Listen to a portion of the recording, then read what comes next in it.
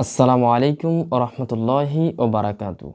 May the peace, mercy and blessings of Allah subhanahu wa ta'ala of Almighty God be on all of you. Today I am going to discuss about the embryology part 3 in the glorious Quran. The glorious Quran says in Surah Az-Zumar chapter number 39 verse number 6 that we have made the human being into stages one after the other in three veils of darkness.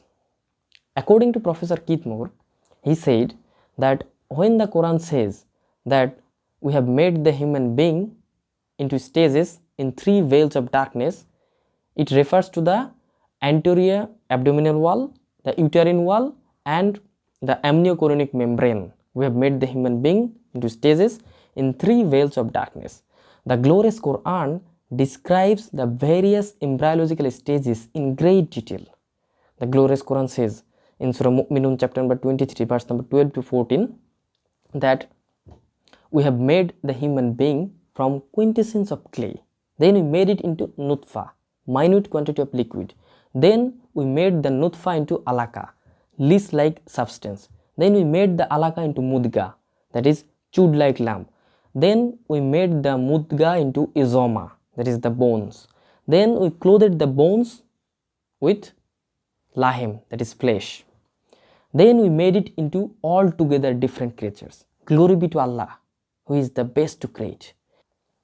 These three verses of the glorious Quran describes the various embryological stages, the initial stages of development of human being in the wombs of the mother in great detail.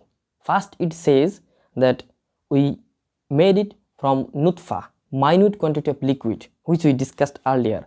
Then we made it into alaka, leaf-like substance. Now the Arabic word alaka has got three different meanings. The first meaning is leaf-like substance. The second meaning is something which clings. And the third meaning is congealed clot of blood. Besides it looking like leaf, it's also behave like leaf. It behave like a blood sucker.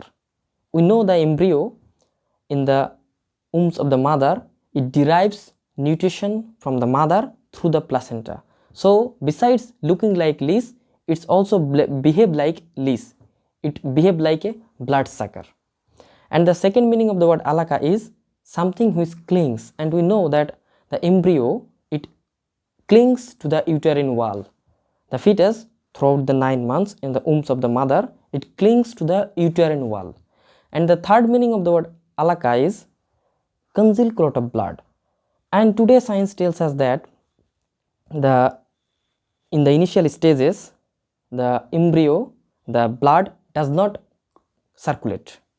The blood clots in the vessel and it appears like congealed clot of blood.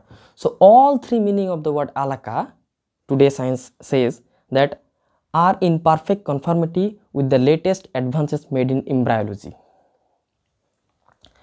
And then the Quran says we have placed it in Qararim Makin, in a place of security. And we know that the fetus is well protected and posteriorly by the backbone, that is the spinal column, as well as the posterior muscle.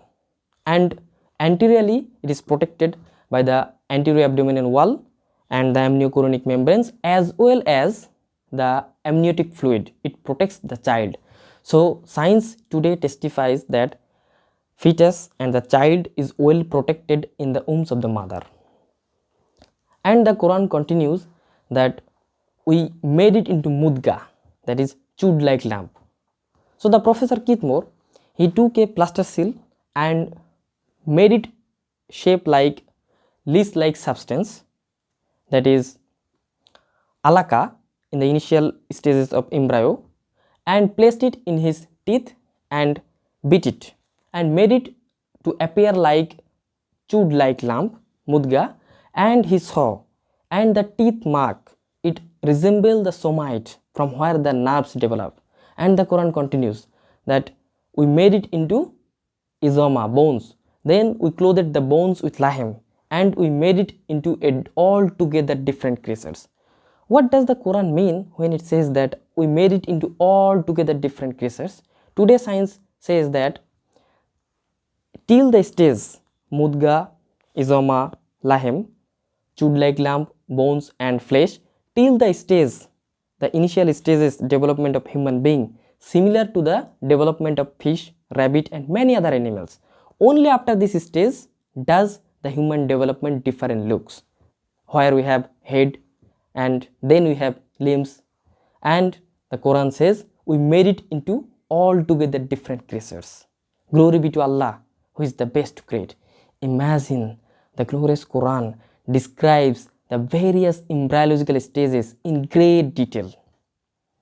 And according to Professor Keithmore, he said that this description given in the Quran based on shape like mudga, chewed like lump, isoma, bones and lahem, flesh, far superior than the division made in embryology where we say stage 1, stage 3, stage 2, stage 4. It's difficult to identify. So the description given in the Quran far more superior and much more easy.